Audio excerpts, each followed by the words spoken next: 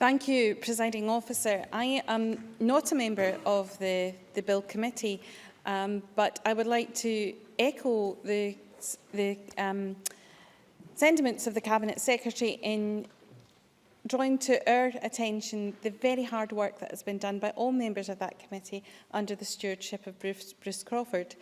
And I think everyone who has been involved in this process, whether it's working on the Edinburgh Agreement or on the scrutiny of the bill through the committee process, should be congratulated, and we owe them a debt of thanks in this chamber for having reached the conclusions that we have today.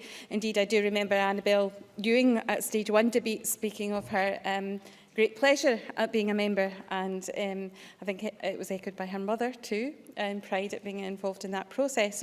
So as one who has been on the sidelines, I'm very glad to speak this afternoon.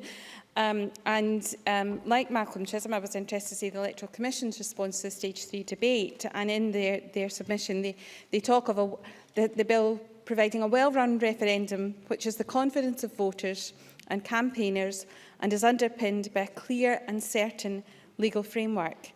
And I would say that this is robust legislative framework that everyone can be confident in. I was somewhat disappointed then to read in the press during the week the suggestion from former Forces Minister Adam Ingram MP, I stress the MP, who suggested that there might be an attempt to reverse the yes decision during the two-year transition period on the vote in September 2014 and independence in 2016.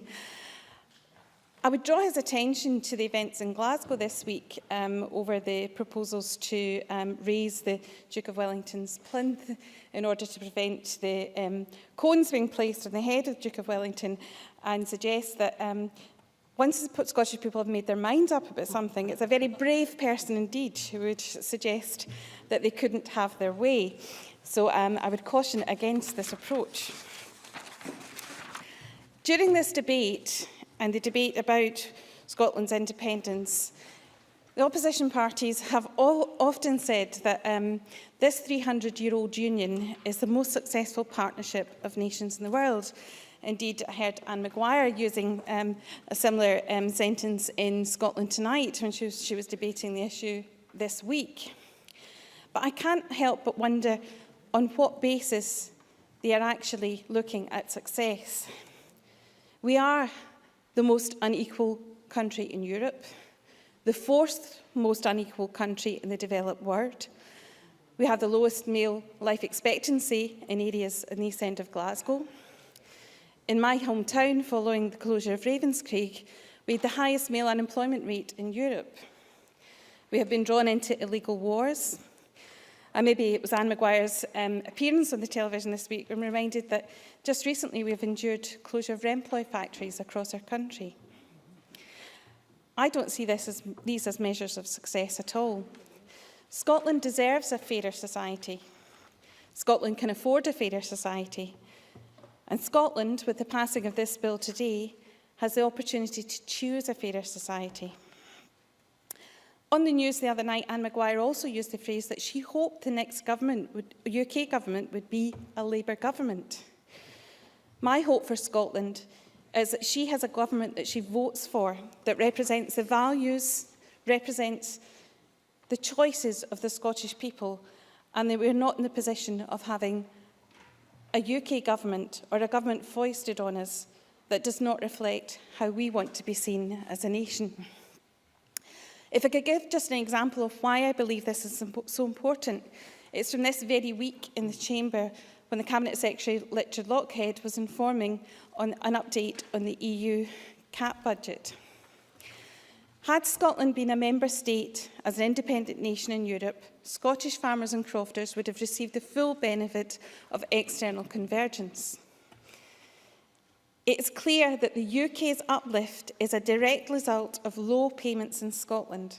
Were it not for Scotland, there would be no uplift for the UK, and therefore, in the interests of justice, that rebate, 100% of it, should have come to Scotland's farmers. If I can quote the Cabinet Secretary from Tuesday, he said, "During my time in this job, there have been many examples of UK policy undermining Scottish agriculture. I thought Hilary Benn's decision a few years ago not to compensate sheep farmers or foot and mouth disease was a low point, But this is even worse than that. The decision goes against the intentions of the EU. It defies the wishes of the Scottish Parliament, and it takes away from Scottish farmers and crofters resources that should be theirs and on which their livelihoods depend. It is no surprise that Scottish farming and crofting leaders are bitterly disappointed by this decision. And this is just one example of why I believe that this 300-year-old union no longer works in the interests of Scotland. Could I conclude, Presiding Officer, on a very personal note, because my son will be 17 at the time of the referendum, and I will have an opportunity to vote for the first time.